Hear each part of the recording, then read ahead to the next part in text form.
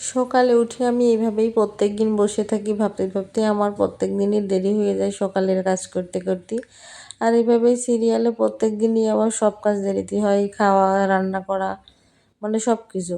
Hello everyone, আপনারা সবাই কেমন আছেন? আশা করি ভালো আছেন। নতুন একটা ব্লগ নিয়ে চলে আসলাম আবার।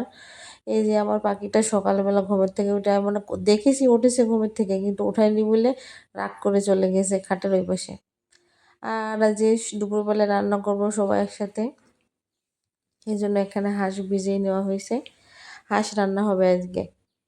হাঁস দুটো বেশ বড় বড় ছিল। ওই যে কি বলে হাঁস জন্য, মেরি হাঁস, মানে চায়না চায়না হাঁস যেগুলো বলে, আবার মেরি হাঁসও বলে অনেকেই। এক ভাবি আছে, আমি ভালো কাটতে পারি না, পরিষ্কার করেই দিছে, কিন্তু তারপরে উনি কেটে দেবে। আর এই যে বাইরে হচ্ছে কাঠের এই চুলায় রান্না করব। অনেক দিন পরে রান্না করব কাঠের এই চুলায়।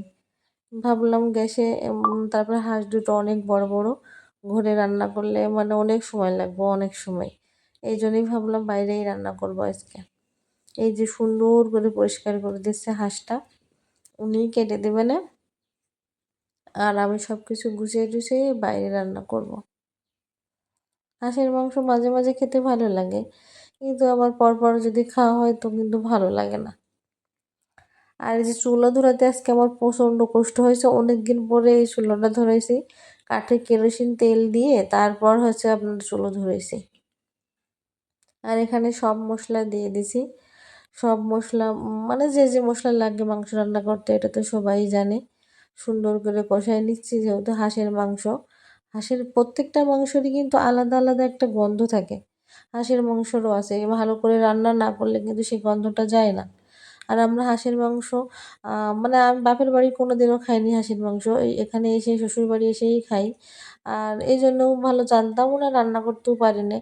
আমরা এই বাড়ি দেখেছি হাঁসের মাংস রান্না করতে গেলেই মানে নারকেলের দুধটা দেয়। এই যে আমি যেই নারকেলের দুধটা কষানোর পরে মানে মাংসটা ঢেলে দেবো, এক হাতে কি ফোন ছিল, ঢালতে যাই এই যে সব তেল মশলা সব বাইরে একদম ছটকাই পড়ে গেছে। খুব বাজে অবস্থা। আর নারকেলের দুধটা দিলে বেশ ওই হাঁসের ওই গন্ধটা থাকে না, সুন্দর করে কষাই কষাই রান্না করলে। এই যে কষাই কষাই উপরে আমার মাংসের তেল উঠে গেছে, তারপর গোটা রসুন আর হচ্ছে আলু দিয়ে দিলাম। গোটা রসুন এবারে সবাই খেতে খুব অনেক পছন্দ করে, এই জন্যই গোটা রসুনটা আমি হচ্ছে দিই। চুই ঝাল দিলেও ভালো হতো, তা চুই ঝাল গাছের থেকে সবসময় কাটা যায় না, আর বাজারের থেকেও সবসময় তো কেনা হয় না, এই জন্য চুই ঝালটা দেওয়া হয় না। এরপর সুন্দর করে আর সামান্য একটু জল দেবো, জল দিয়ে তারপর হচ্ছে রান্না আমার শেষ। এই যে রান্না কমপ্লিট হয়ে গেছে। Bye bye.